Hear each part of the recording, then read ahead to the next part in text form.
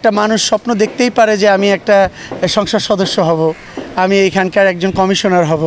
So সেদিক দিয়ে বিচার করলে আসলে এখানে আর কিছু বলার থাকে না আর কি। একটা শিল্পী সার্বভৌমত্ব এই দেশে চাইলে সে সব কিছুই করা সম্ভব, কারণ সে আমাদের মানতে হবে সে একজন মানুষ। তার ব্যক্তিগত অনেক চাওয়া পাওয়া থাকতে পারে, পরিবেশ থাকতে পারে, এলাকা থাকতে পারে।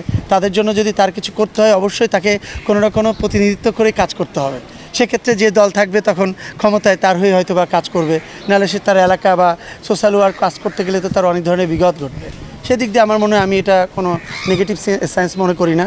কেউ বিপদে পড়লে বা কেউ অসুস্থ থাকলে তার জন্য অনুদান বা প্রণোদন গভর্নমেন্টের কাছ থেকে আনার দায়িত্ব কিন্তু আমাদেরই। সো আমরা যারা অ্যাসোসিয়েশনে কাজ করেছি বিগত দিনে, আমরা যে সরকারই আসবে না কেন আমাদের তাদের সাথে একটা সুসম্পর্ক বজায় রাখতে হয়, কারণ তারা আমাদের জন্য হলো করতে হয়। সেটা হচ্ছে আমার তো একটা অ্যাসোসিয়েশন, সবার সমষ্টিগতভাবে সবার ভালোর জন্যে। আমরা এমন না যে আমরা দলীয়করণভাবে বা দলীয়ভাবে কোনো প্রোগ্রাম করতে যাই বা দলীয়ভাবে কোনো দলকে সাপোর্ট দিয়ে আমরা তাদের জন্য অতিরঞ্জিত কোনো কিছু করে ফেলি, এরকম কিন্তু কিছু না। কিন্তু হ্যাঁ, হাতে গোনা আমাদের ভাই ব্রাদার বা আপুরা যারা দুই একজন যারাই করেছে কিনা, তারা হয়তো বা এই দলের কোনো না কোনো পোস্টে ছিল, কোনো না কোনো কাজের দায়িত্বে ছিল, সেই কাজের ক্ষেত্রে তারা করেছে আর কি। আর বাকি অনেকের নাম আসছে এখানে, আমি মনে করি এটা একদমই শত্রুতামূলক, এটা একদমই করা উচিত না। আমার মনে হয় আপনারা যদি মনেই করে থাকেন যে সেই বৈষম্যতা আমরা শেষ করে দিয়েছি, তাহলে আবার সেই বৈষম্য কেন আনতে হবে?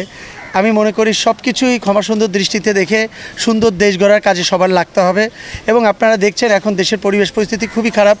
সো এই মুহূর্তে আমাদের ইন্ডাস্ট্রির অবস্থা আরও বেশি খারাপ।